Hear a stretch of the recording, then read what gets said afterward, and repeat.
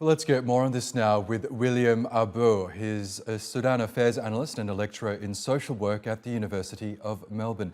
Really good to have you with us, William. Can I begin by asking you about the latest comments from Sudan's Army Chief al-Burhan? He seemed to be quite pessimistic about the prospect of progress in these ongoing talks in Jeddah, saying that there really is no benefit of these talks if there isn't a ceasefire in Khartoum. What are the prospects of a truce in the capital right now, do you think?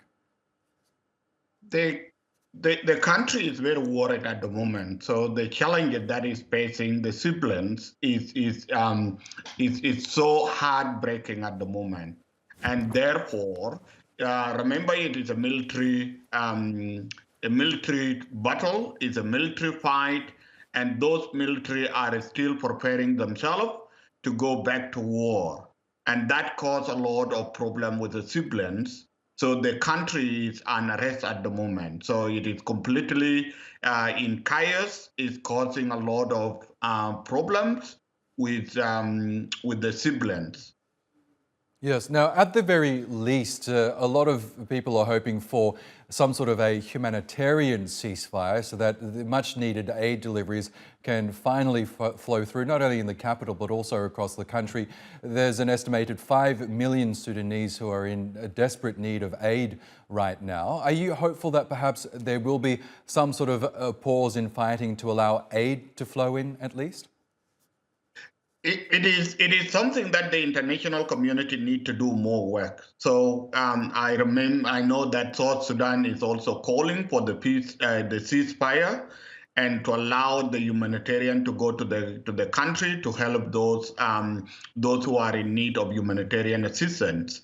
So there are a lot of people now in the border of South Sudan, and also Sudan and Egypt.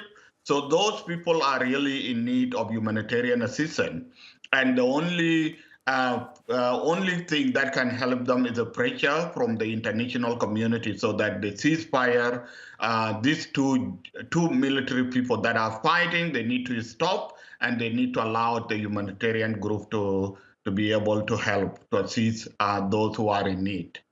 Yes, it's countries like Saudi Arabia and the United States that are emerging to appear to be at least the most influential over the two warring parties. They've actually got them to sit down and talk at least. Do you believe that they can successfully apply enough pressure for some sort of a cessation in hostilities, at least for the aid to be delivered?